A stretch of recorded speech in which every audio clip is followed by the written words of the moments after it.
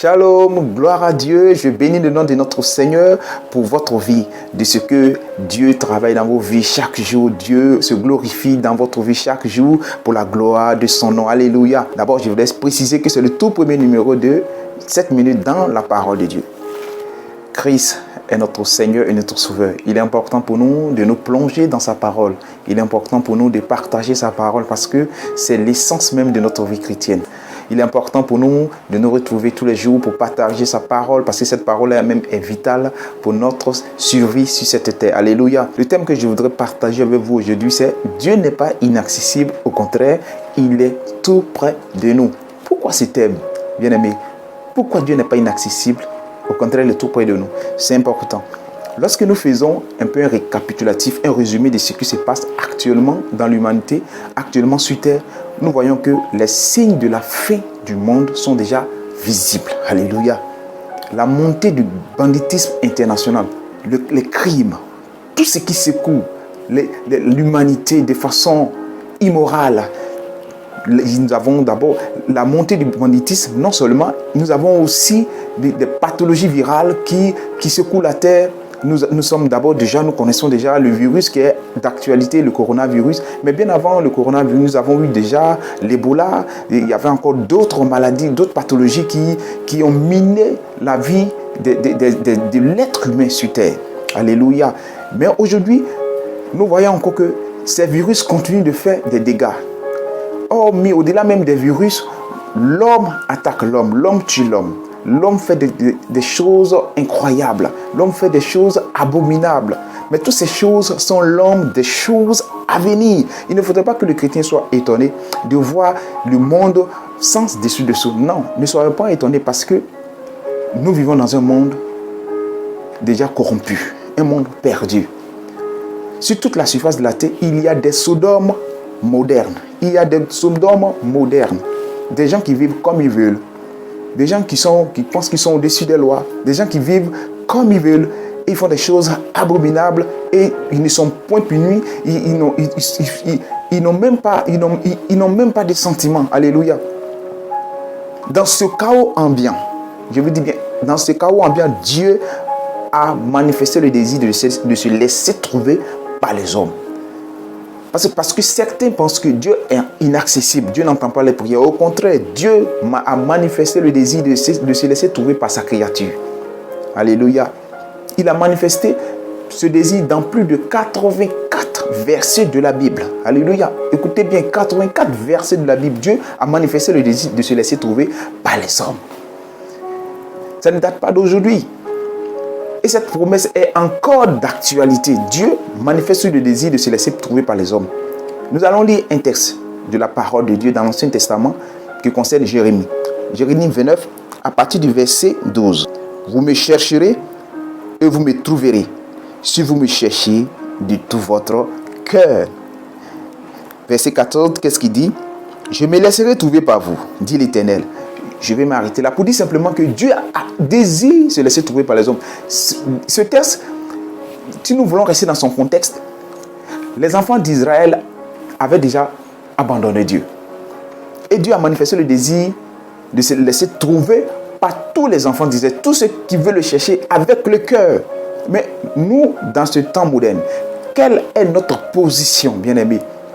Quelle est notre position dans ce monde? Quel est notre engagement vis-à-vis de Dieu? Ne nous voilons pas la face. Ne nous voilons pas la face. Il est important pour nous de revenir à Christ, de revenir à Dieu. Ne nous berçons pas d'illusions.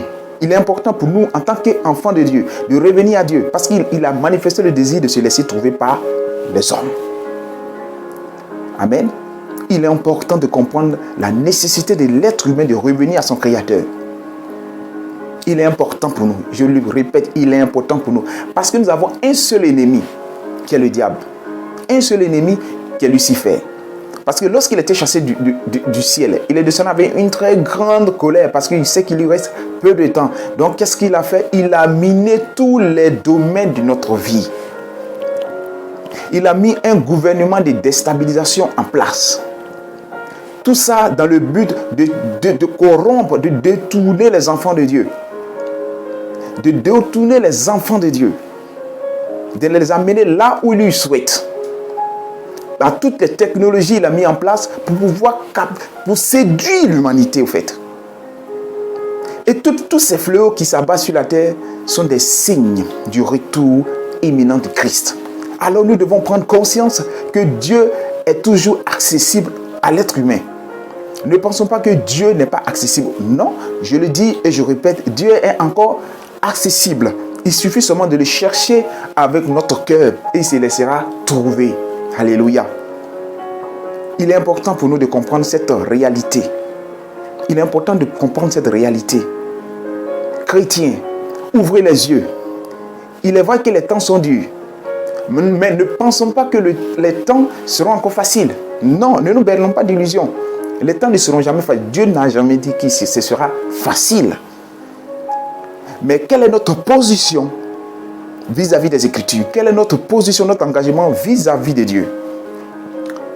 Nous sommes avec Dieu ou nous ne sommes pas avec Dieu? Parce qu'il est clair, Dieu dit dans sa parole, le royaume de Dieu est forcé. Seuls les violents s'en emparent. Mais vous, nous chrétiens, en tant que chrétiens, quelle est notre part? Sommes-nous avec Dieu ou sommes-nous avec Lucifer? Il est grand temps, maintenant et à jamais, de prendre position. Les temps sont mauvais. La mort frappe. La mort ne connaît pas de tri, ne fait pas de tri. La mort ne respecte pas l'ordre d'âge, non. La mort frappe les enfants, les nouveau-nés, les vieillards, les jeunes. Il n'y a pas d'ordre. Ce n'est pas la mort que nous craignons en tant que chrétiens. Parce que la Bible dit la mort pour nous est un gain. Mais nous, en tant que chrétiens, nous, ce qui doit nous soucier, comment conserver notre couronne. Alléluia. Comment conserver notre couronne. Parce que la mort pour nous est un gain. La mort ne doit pas nous effrayer. La mort ne doit pas effrayer un chrétien. Né de nouveau. Parce que la mort effraie ceux qui ne sont pas véritablement chrétiens. Ceux qui ne sont pas nés de nouveau. Cherchons Dieu pendant qu'il a encore temps. Cherchons Dieu pendant que le salut est encore disponible. Cherchons Dieu pendant que Dieu est encore disponible. Pour ne pas qu'il soit trop tard. Parce qu'il est écrit dans Hébreu. Il est réservé aux hommes de mourir une seule fois. Après quoi vient le jugement. Cherchons Dieu parce qu'il désire se laisser trouver par les hommes. Pourquoi le désir de Dieu de laisser trouver par les hommes? Il sait que d'abord, dans un premier temps, l'homme est faible. Alléluia. L'homme est faible. Christ est venu dans cette enveloppe charnelle en tant qu'humain. Il a connu nos souffrances. Il a su combien de fois nous souffrons, combien de fois nous sommes assujettis, combien de fois nous avons soif, combien de fois nous avons eu faim. Il est mieux placé pour nous comprendre parce qu'il a été tenté lui-même. Alléluia. Il est grand temps pour nous de chercher Dieu. Il est grand temps pour nous de nous attacher à Dieu, de nous accrocher à sa parole. Parce que lorsque le vent va souffler, je dis bien lorsque le vent va souffler, il y aura beaucoup de pleurs et de grincements. Ne soyons pas de ceux qui vont grincer les dents, mais soyons de ceux qui vont crier Alléluia, Hosanna, Hosanna au plus haut des cieux. Soyons de ceux-là qui iront dans les cieux, qui iront dans les airs à la rencontre de l'époux. Ne soyons pas à la traîne. Lèvons-nous et cherchons Dieu. Marchons dans les pas de l'Éternel. Marchons dans les pas du Christ afin que nos vies soient sauvées. Ne nous berçons pas d'illusions pour dire nous sommes sous la grâce. Nous sommes sous la grâce. Mais cette même Bible qui dit nous sommes sous la grâce dit encore que la grâce est trompeuse. Sous la grâce, cette façon de dire nous sommes sous la grâce ne doit pas nous pousser à commettre l'iniquité. Non, ne doit pas nous pousser à commettre l'iniquité. Ça nous disqualifie devant Dieu. Ça nous disqualifie devant le Seigneur. Nous devons comprendre notre position chrétienne, notre position spirituelle. Nous devons comprendre qu'en tant que chrétiens, nous avons un devoir sacré de nous sanctifier tous les jours. Nous devons nous sanctifier tous les jours. Nous devons rester dans les pas du Christ. Nous devons manifester Christ, les œuvres de Christ.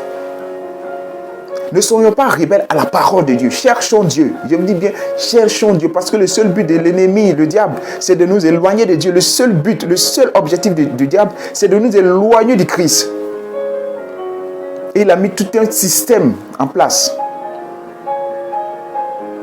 En créant des sodomes modernes, des lieux de dépravation, des lieux de perversion sexuelle. Toutes sortes de choses pour nous éloigner du Christ. Je vous en prie. Cherchons Dieu pendant qu'il a encore temps. Cherchons Dieu pendant qu'il est encore temps. Cherchons Dieu pendant qu'il est encore temps. Il se lève trouvé par celui qui le cherche avec le cœur. Que Dieu nous bénisse. Merci de m'avoir suivi. Au prochain numéro, Dieu nous bénisse. Au nom de Jésus.